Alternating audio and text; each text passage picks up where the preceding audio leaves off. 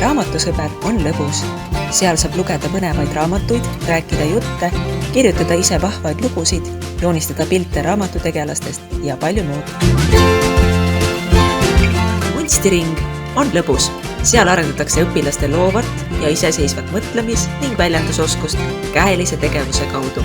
Tutvutakse erinevate materjalidega ja eakohaste kunstitehnikatega. Puutööring on väga äge ring, kus saab puitu lakkida kui ka lõigata. Mudilaskool.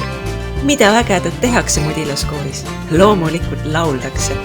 Kuid peale selle õpitakse ka erinevaid hääleharjutusi ja harjutatakse esinemisteks. Ansambel on väga pikkade traditsioonidega huviring Vaida koolis. Peamine eesmärk on pakkuda lastele mitmehäälse laulmise võimalust, arendades samal ajal laste hääli ja muusikalist kuulmist. Näitering on eriline, kuna me arendame läbi mängude erinevaid oskuseid eluks, näiteks sotsiaalsed oskused, üksteisega arvestamine, grupitöö ja nii edasi. Muinasjuturingis areneb laste loovus, eneseväljendusoskus ja julgus esineda. See on võimalus kogeda muinasjutu maagiat erinevate muinasjutu tegelase rollides olemise läbi.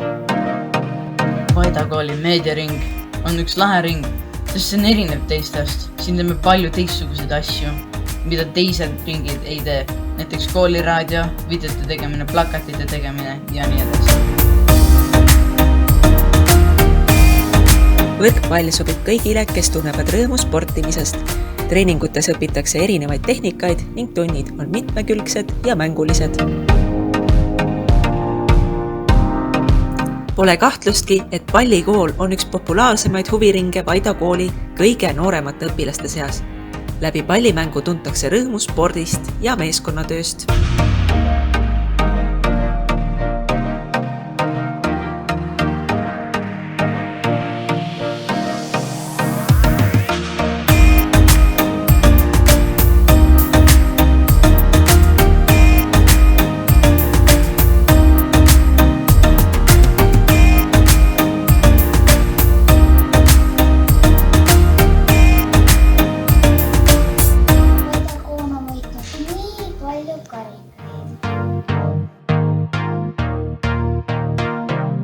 Üle Eesti on Vaida kooli õpilastel parimad tulemused nutispordis ja nutimati matemaatikavõistlustel. Vaida põhikool on turvaline kool.